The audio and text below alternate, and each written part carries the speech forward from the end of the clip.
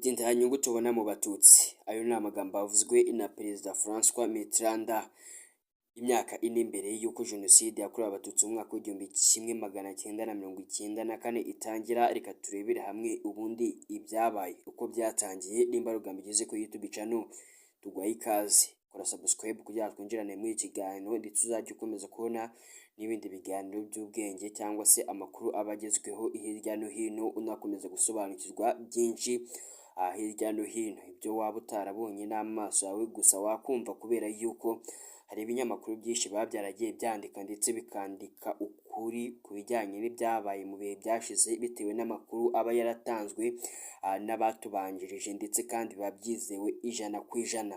Reka turebe umubano wa Perezida François Mitterrand na Juvenal Habyarimana. Ni umubano twavuga yuko wari mubi ku banyarwanda bose, kubera yuko wagejeje u Rwanda kuri Jenoside yakorewe Abatutsi wavuzwe kenshi, ndetse ibihamya by'uko umwe yari umubyeyi undi ari umwana nabyo si bishya, ntawabihakana. Aba bombi rero bari abantu bahuriye ku kwanga Abatutsi ndetse bakabigaragaza mu ruhame, mu nyandiko no mu bikorwa. Tariki ya 17 Ukwakira umwaka w'1900, Mitterrand yayoboye inama y'abaminisitiri muri guverinoma ye. Havugwa ibireba igihugu cye nk'ingendo abayobozi bamwe na bamwe bari baherutse kugirira muri Arabia Saudite, Ubuyapani, umugambi wo gukura uranium muri Nigeria, inyungu z'Ubufaransa muri Madagascar ndetse n'ibindi.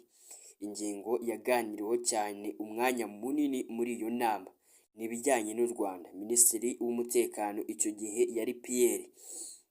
Uyu nguyu rero Mitterrand yavuze ko Abatutsi batamushishikaje, ko ndetse nubwo bagera ku ntego zabo Abahutu bakongera bakabitsikamira.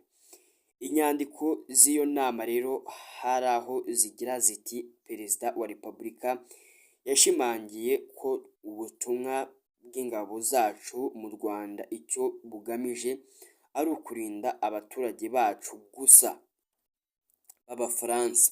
Ubufaransa ntabwo bushaka kwijandika mu makimbirane ashingiye ku moko ari kuba mu gihugu gusa, ariko nta nyungu mu kuba itsinda rito ry'abanyamuke b'Abatutsi batsinda rubanda nyamwinshi b'Abahutu.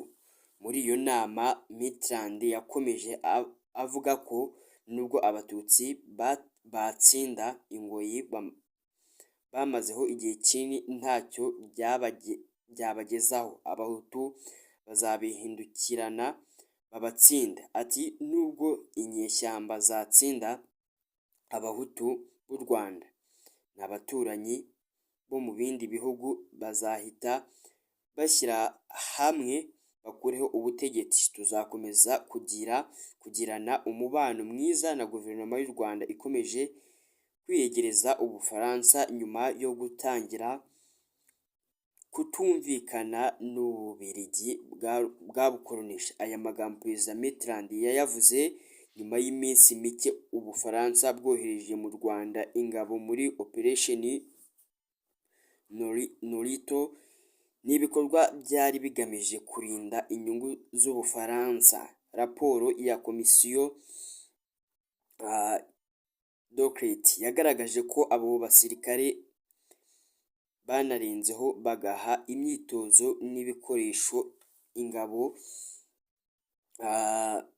za guverinoma ya Habyarimana. Iyi raporo igaragaza ko mu myaka yakurikiye Ubufaransa bwari bufite amakuru ku bwicanyi bwakorewe Abatutsi, ariko ntihagira icyo bukora. Ibi ngibi ni ibintu byabaye byateguwe, kubera yuko hagati ya Perezida Mitterrand na Juvenal Habyarimana bari